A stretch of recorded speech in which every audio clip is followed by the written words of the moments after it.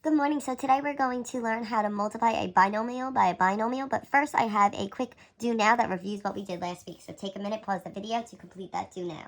So if we take a look at the do now, number one, we need to distribute. So I distribute that 2x squared to the 9x and to the 5. Then I need to separate my coefficients and my variables. And we're multiplying, so I multiply those coefficients. And when I multiply with exponents, I need to add those powers. And I end up with 18x cubed plus 10y, plus 10x cubed, squared. Then I have number 2, I need to distribute. So I distribute the 3xy to each of my terms. So when I multiply, I'm going to separate my coefficients from all of my variables. And I multiply my coefficients, and when I'm multiplying with exponents, I add my powers. So I end up with 6x cubed y to the 4th minus 12x squared y to the 3rd plus 15x to the 5th y squared. So today we're going to learn how to multiply a binomial by a binomial. So if I look here, I have x plus 2, which is a binomial being multiplied by another binomial, x plus 7. So we're going to learn two different methods that you can use in order to do this. The first method is going to be the box method. So with my box method, what I'm going to do is I'm going to take my first binomial and separate each of my terms. So here I have my first binomial, which is x plus 2, and I'm going to separate my terms on top of the box, kind of like a Punnett square for any of you who have done that in science. So at first I have my x, and there's an invisible 1 in front of it, so it's just 1x. And then here I have my positive 2, so you're always going to take the sign with it. Then if I look here, my second term I'm going to put on the side, so I have my x or my 1x there, and then I have my plus 7. That I put on the side. So then we're going to multiply our terms. So here I have the 1x on this box, and I have the 1x on my left. So it's 1x times 1x, which will give me just x squared, or 1x squared. I'll put the 1 there. Then let's look at this next box. I have my 2. And my 2 is being multiplied by the 1x here. So 2 times 1x gives me 2x. Then we're going to do the same thing down here. Here I have my 1x on the top being multiplied by my positive 7, which gives me 7x.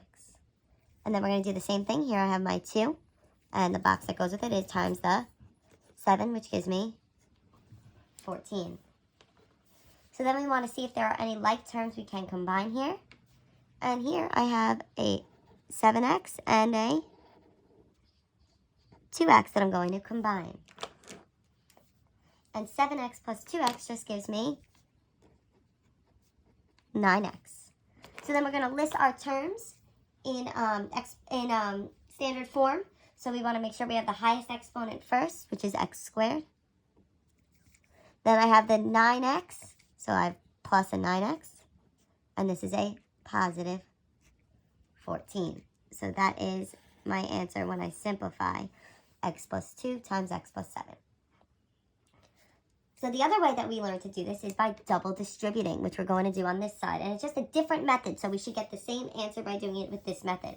So when I double distribute, we're going to be distributing, but double is 2 times 2, so we're going to be distributing it twice. So if we look here, I have x plus 2 times x plus 7. So I have two different terms here because it's a binomial. So I'm going to look at my first term, my x, and I'm going to distribute to my second binomial. So here I have x and x. So I have x times x. Plus then the next one I have is x times 7. Plus then I need to distribute again. So when I distribute again, I'm going to be taking my positive 2 here and distributing it to my second binomial. So I'm distributing the 2 to the x and the 2 to the 7. So that then gives me 2 times x, because the 2 gets distributed to the x, and then 2 times 7, because the 2 gets distributed to the 7. Then we want to simplify there. X times x gives me x squared. X times 7 gives me a positive 7x. Then I have 2 times x, which gives me a positive 2x, and 2 times 7, which gives me a positive 14. Then we want to see if we have any like terms that we can combine. And here I have a 7x and my 2x, which I can combine. So then I end up with x squared. 7x and 2x gives me a positive 9x, and then my positive 14. And something that you will notice here is if you look at both of these answers, you notice that they are the same. And that's because these are just 2 different methods in order to find the same answer. So let's look at x minus 3 times x plus 4. And let's try the box method first. So for the box method, we're going to first take our x minus 3 and separate that. So I have x, and then I have a minus 3. Then my next binomial, I'm going to separate it. So I have x, and I have a positive 4. Then we need to do our multiplying. So in this box, I have the x times the x, which gives me x squared. Over here, I have the negative 3 times the x, which gives me a negative 3x. Down in the bottom left, I have the x times 4, which gives me 4x. And in the bottom right, I have the negative 3 times the positive 4, which gives me a negative 12. Then we want to combine our like terms. So here my like terms are 4x and negative 3x, which give me a 1x when I combine them. Then I'm just going to rewrite, and I have x squared, positive 1x, and negative 12. So now let's try with double distributing. So I'm going to write my problem. So I have x minus 3 and x plus 4. So we're going to distribute. So I take my first term, and I distribute it to that second binomial. So I have x times x, and then I have x times 4. Then I want to take my second term, which is the negative 3, and distribute it to the second binomial. So it gives me negative 3 times my x, and negative 3 times that 4. X times x gives me x squared. 4 times x gives me 4x. Negative 3 times x gives me negative 3x, and negative 3 times 4 gives me a negative 12.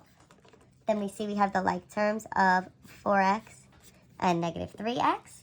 I combine those and I rewrite my answer. I have x squared plus 1x minus 12. And both those answers were the same, so you did it correctly. So now I want you to pause this video and try example 2 and come back for your answer. Alright, so taking a look at example 2, if we did the box method, we separated y minus 3 and y minus 8 on the side. We multiplied, we got y squared, negative 3y, negative 8y, and 24. Combined our like terms, negative 8y and negative 3y, ended up with y squared minus 11y plus 24. If you did the double distribute method, we distributed the y to the y and to the negative 8. Then we distributed the negative 3 to the y and to the negative 8. And then we got y squared minus 8y minus 3y plus 24. Combined our like terms, we end up with y squared minus 11y plus 24. Now, I would like you to try questions 3 and 4 and then come back to check your answers. Alright, so if we look, we use the box method and the double distribute method for both, and we got the same answer. So please pause this video to check your work with the work shown on this paper. Then when you have finished that, I want you to try 5 and 6, and we're going to come back with those answers as well. So if you take a look at examples 5 and 6, here are your answers. With example 5, you notice something a little bit different. Here we have a positive 1y and a negative 1y. If you have 1y, you subtract 1y, you end up with 0. So these just cancel each other out. So you're left with just y squared minus 1, and that happens obviously in both. Then if you look at example 6, when we multiply, we end up with x squared minus 4x minus 45. If you have any questions, please comment them on this video.